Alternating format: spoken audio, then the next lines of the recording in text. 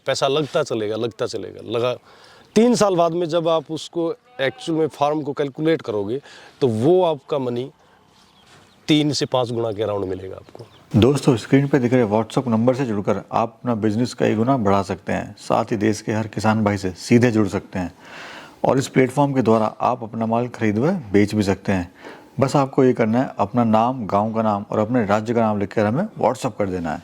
Sir नमस्कार। नमस्कार sir. कैसे हैं सर? बहुत बढ़िया सर, आप अपनी बताइए। बस सर, हमारे जो दर्शक देख रहे हैं, अपना सा परिचय आप दे दीजिए छोटा सा। मेरा नाम सुमेंद्र कुमार है और वो एरिया में मेरे को डॉक्टर दहिया के नाम से सब लोग जानते हैं जी। और बाई प्रोफेशन में डेंटिस्ट हूँ। ओ, डेंटिस्ट हैं आप? जी। और साथ में ये छोटा सा मेरा एक फार्म है जी जी, जिसको मैं चला रहा हूँ अभी। तो डॉक्टर साहब, बाई प्रोफेशनल एक डॉक्टर हैं आप, तो सबसे पहला क्वेश्चन तो मेरा ये बनता है कि डॉक्टर बकरी पालन कैसे बन गया? एक्चुअली में बहुत सारे फ्रेंड्स थे, वो बोला करते पैसा है साइड बिजनेस स्टार्ट कर ले। तब प्लान करा कि कुछ ऐसा हो जाए। लास्ट विजिट मेरी जब जोधपुर हुई तो जोधपुर वहाँ पे एक माउंटेन ने मेरे को एडवाइस दी कि भाई आप बार बार आते हो, बकरे लेके जाते हो, फिर उनको सेल करते हो, आपका ट्रांसपोर्टेशन पे 20-25 हज़ार रुपये वेस्ट जाते हैं, यहाँ आते हो 10-15 हज़ार और वेस्ट होते हैं। आप फीमेल यूनिट्स साथ लेके जाओ, अपनी वहाँ पे एक फैक्ट्री क्रिएट करो ताकि वहीं से प्रोडक्शन स्टार्ट हो जाए और 1-2 साल के बाद आपका जो ट्रांसपोर्ट का एक्सपेंस है वो ख़त्म हो जाए। जी। तो तब वहाँ से हम लोगों ने कुछ सोजत की बकरियाँ ली, कुछ हमने आजू बाजू में 1-2 फार्म थे वहाँ से आपने जो इस बिजनेस में सरेंडर कर गए थे बंदे, उनसे हम लोगों ने ली। हमने ये आप मान के चलिए 22-23 बकरियों से स्टार्ट करा था। बड़ा अच्छा रिजल्ट दिया, बकरियों ने पूरा भरपूर साथ दिया हम लोगों जी का। जी। उससे ये आप ये जितनी भी बकरियां देख रहे हो उन 22-23 की ही देन है सारी। तो अभी कितनी है सर? राउंड फिगर में आप इनको मान के चलिए 250 के आसपास, 175 के आसपास। मेल कितने हैं सर और फीमेल कितनी है? मेल्स का अगर अपन जिक्र करें तो ब्रीडर के तौर पे अपने इस फार्म में 4 मेल्स हैं। 4 क्यों हैं कि इतनी ज़्यादा क्वांटिटी में जब बकरियां होती हैं तो सिंगल मेल बड़ा परेशान होता है, वो टैकल नहीं कर पाता उनको सब। जी। फिर उसमें क्या है कि डिफरेंट काइंड ऑफ जीन्स जब एक दूसरी बकरी में जाता है तो जो हमारा नेक्स्ट जनरेशन जो आती है वो बेटर निकल के आती है। अब सेम ब्लड लाइन में हम जब किसी भी जी एनिमल को क्रॉस करवाते चले जाएंगे, जैसे कि आज हमने ये अपना ब्रीडर बैठा है, इसी की बच्ची पैदा हुई, इसी से क्रॉस हो गई जी, तो ये जैसे आगे जब भविष्य में इसकी जो नस्ल आएगी वो बाई जीन्स वीक हो जाएगी। बाई जीन्स वीक हो जाएगी तो वो या तो उसकी एज डाउन चली जाएगी जी जी, या फिर उसका प्रोडक्शन डाउन आ जाएगा। तो इसलिए जैसे कि अपने समाज में भी है जी जी, समझ गए। क्रॉस ब्लड लाइन में ही शादी करते हैं, तो इसीलिए ये हमने मेंटेन करके रखे 4। अच्छा, कहते हैं कि लोग जो है बकरी पालन जो है एक मुनाफे का सौदा नहीं है, नुकसान हो जाता है, फार्म बंद हो जाते हैं, क्या कारण रहता है ऐसा? और जबकि इस आइटम को हिंदू और मुसलमान भाई दोनों खाते हैं। ये बिल्कुल देखिए, इसका और तो कुछ होता ही नहीं है, सारा का सारा खाने में जाता है, मीट पर्पज़ के लिए होता है, लोग खाते हैं इसीलिए पालते हैं। रहा नुकसान का सौदा किन के लिए होता है? जिनके पास टाइम का अभाव होता है। मैं कोई भी मेरा न्यू फार्मर दोस्त जुड़ा हुआ है, देख रहा है, अगर वो गोट फार्मिंग में आता है तो अपने पैसे इन्वेस्ट करके 3 साल तक भूलने की हिम्मत रखता हो तो इस बिजनेस में आए। यानी सच्चाई है, ये सच्चाई फैक्ट। 3 साल आपको आप भूल जाओ कि पैसा लगाया है, पैसा लगता चलेगा लगा 3 साल बाद में जब आप उसको एक्चुअल में फार्म को कैलकुलेट करोगे तो वो आपका मनी 3 से 5 गुना के अराउंड मिलेगा आपको। अब 4 साल के अंदर 20 से ये 250 हैं, जिसमें कि हम हर साल बेच भी रहे हैं, अपना खर्चा भी चला रहे हैं। तो उस टाइम की जो हमारा इन्वेस्टमेंट था उसको अगर आज जोड़ के देखें तो आज इसकी ग्रोथ के साथ साथ इसकी अगर एग्जैक्ट वैल्यू मान के चले फार्म की तो 30 से 50 लाख के बीच में इसकी वैल्यू है। और जब हम लोगों ने इसको स्टार्ट करा था तो उस टाइम पे हमारा मान के चलिए अब मैक्सिमम इन्वेस्टमेंट था 10 लाख रुपये। अब अपने एसेट्स जो अपने पास होल्ड पे हैं वो 40 से 50 लाख के अपने पास हैं जी।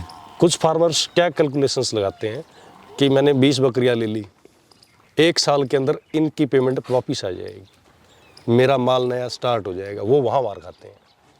मान लीजिए आपकी 20 की 20 बकरियाँ फीमेल ले आती हैं, कसाई फीमेल्स को लेता कम है, या मीट की दुकानों में बिकती हैं लेकिन डाउन रेट्स पे बिकती हैं। उस टाइम पे अगर आपके पास पेशेंस नहीं है, रुक नहीं सकते, तो आप टोटल लॉस में जाओगे। अब आपको फैक्ट बताता हूँ कि हमारे फॉर्म से हमने एक भी फीमेल आज तक सेल नहीं करी। अगर बिल्कुल ही कोई दोस्त होगा और बिल्कुल मान ही नहीं रहा तो एक दे दी तो दे दी, क्योंकि इसको हम लोगों को एक फैक्ट्री बनना है। मेरा जो एक टारगेट, फैक्ट्री समझ रहे हैं आप इसको? जी। इसको बकरी पालन नहीं, नहीं फैक्ट्री है, एक गॉड फैक्ट्री। फैक्ट्री है ये फैक्ट्री क्यों है? अभी मैक्सिमम टाइम पे जो छोटे बच्चों का रेशियो रहता है, फीमेल गोट्स इसके अंदर 60% के अराउंड रहते हैं, 40% के अराउंड रेशियो में इसका मेल बच्चा होता है। तो मेल को होल्ड करते हैं हम हर साल 1 या 2 अच्छा पीस, ताकि वो नेक्स्ट टाइम आगे आने वाले टाइम में एज ए ब्रीडर काम कर सके। फीमेल्स को करते हैं सबको होल्ड, सबको यहीं बड़ी करते हैं। जिसने जन्म लिया वो यहीं मरेगी। जिसने इस फार्म पे जन्म लिया है, भगवान ऐसा दिन ना लाए कि उसको बेचना पड़े हम लोगों को। वो अगर यहाँ जन्म हुआ तो वो यहीं दफन होगी। उसका ऐसा कोई अपना मोटिव नहीं है कि इस बच्ची को आज 2 पैसे की ज़रूरत है, इसको बेच दें। उसका अल्टरनेट कोई और देखेंगे। वो यहीं रहेगी, यहीं जिंदा है और यहीं मर जाएगी बस। अच्छा सर, प्रॉफिट क्या ले रहे हैं आप ऑल ओवर?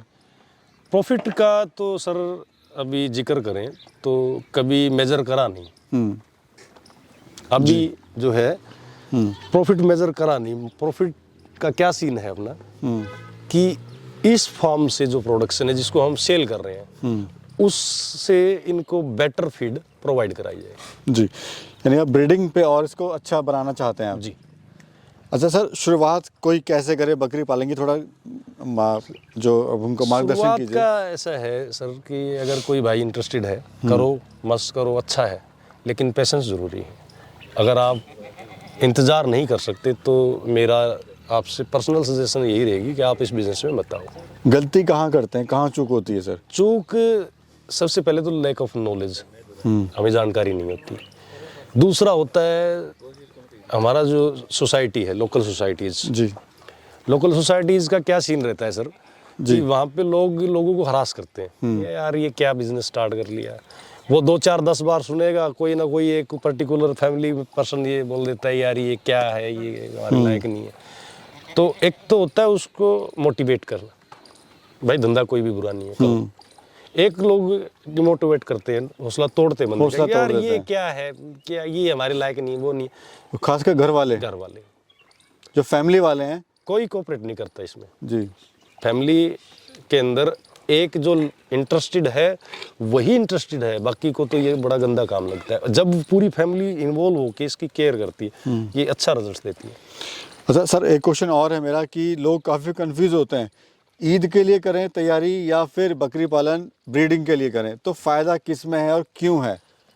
देखिए, फ़ायदा दोनों में है। अगर आप बकरी पालन के लिए कर रहे हो तो आपके पास यूनिट्स बढ़ रही हैं, यूनिट्स बढ़ेंगी तो आपका प्रोडक्शन बढ़ेगा। प्रोडक्शन बढ़ेगा तो जब आप आगे जाके मार्केट में आओगे तो आपके पास सेल पर्पज़ के लिए स्टॉक ज़्यादा है, आप एकदम से प्रॉफिट ले सकते हो। दूसरा, बकरा ईद का क्या रहता है कि स्पेशली, चलिए हर रिलीजन में कुछ ना कुछ खास बात होती है। हमारे यहाँ हिंदुओं में जैसे होली के दिन लोग खूब मीट खाते हैं, माउंटेन्स अपना बकरा ईद पे ये कर रहे हैं, चलो ये रीति रिवाज हैं ही समाजों के। जी। उस टाइम पे क्या होता है कि उस टाइम पे जैसे क्या होता है कि मैं अच्छा हूँ, अगर ईद पे मैं कुर्बानी दूँ तो सबसे अच्छे बकरे की दूँ, तो उसको पता नहीं कौन सी चीज़ पसंद आ जाए और वहाँ से मिलती है मुँह मांगी कीमत। अगर हम अपने फार्म पे किसी कसाई को देते हैं, काटने वाले को देते हैं, मीट की दुकान वाले को देते हैं, तो वो अपनी मर्जी से रेट लगाता है। और ईद के ऊपर जब हम इन्हें को बिल्कुल अच्छे से साफ़ सुथरा करके वहाँ लेके चलते हैं तो लोगों का फोकस होता है, एक ही बच्चे को 100 से 200 बंदे देख के जाते हैं। 100 से, यानी ईद पे जो है थोड़ा बेनिफिट ज़्यादा मिल जाता है और लॉट में माल बिक जाता है आपका। दूसरा, खस्सी करने से क्या बेनिफिट रहता है कि ये वज़न जल्दी पकड़ते हैं, अच्छा वजन रहता है। यानी सर कुल मिला के अगर बकरी पालन करा जाए साइंटिफिकली तरीके से नॉलेज लेके तो काम बुरा नहीं है। बिल्कुल बुरा नहीं है, आपके जो सपने हैं वो पूरे करने की ताकत है इस बिजनेस में। बिल्कुल है, लेकिन आप में पेशेंस होनी चाहिए। आप स्टार्टर में क्या होता है कि कोई भी नया बिजनेस आप स्टार्ट करो, जैसे ही आप स्टार्टअप करते हो ना, हर बिजनेस ओनर के साथ पूरा चैलेंज शो करता है।